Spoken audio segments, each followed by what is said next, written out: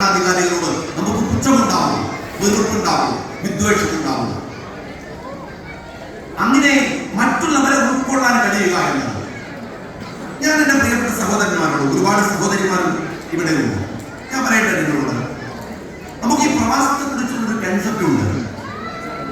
നമ്മൾ നിങ്ങൾ മറന്നുപോകും. നിങ്ങൾ വന്നത് സമ്പാദിക്കാനാണ്, ബിസിനസ് ചെയ്ത് ജോലി ചെയ്ത്.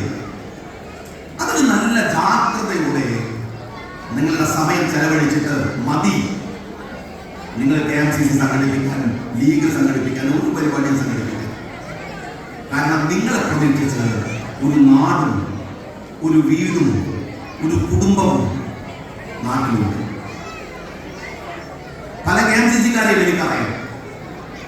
മറ്റുള്ളവന് വൈദ്യുതഭവൻ ഉണ്ടാക്കി കൊടുക്കാൻ ഓട്ടമാണ്, ഒരുപാട് പേർക്ക് വീട് വെച്ച് കൊടുക്കാൻ അത്യധ്വാനമാണ്. പക്ഷെ അവസാനം നാട്ടിൽ തിരിച്ചു പോയാൽ അവന് കയറി കിടക്കാൻ ഒരു കൂര പോലുമില്ലാത്ത ഒരുപാട് പേരെ എനിക്കറിയാം. അതൊരു നീതിപൂർവകമായി നിങ്ങളുടെ നഫ്സിനോട് ചെയ്യുന്ന ഒരു ഉത്തരവാദിത്വമല്ല. രണ്ട്, നിങ്ങളുടെ ആരോഗ്യം ശ്രദ്ധിക്കണം.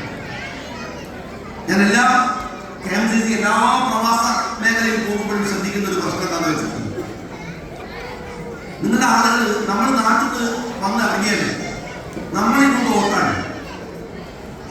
പിന്നെ നമ്മളെ കുറച്ച് പല സ്ഥലത്തും ഭക്ഷണമാണ്, നമ്മൾ അതുകൊണ്ട് തിന്നൂല. നിങ്ങൾ ഒരുമാതിരി തീറ്റിയത്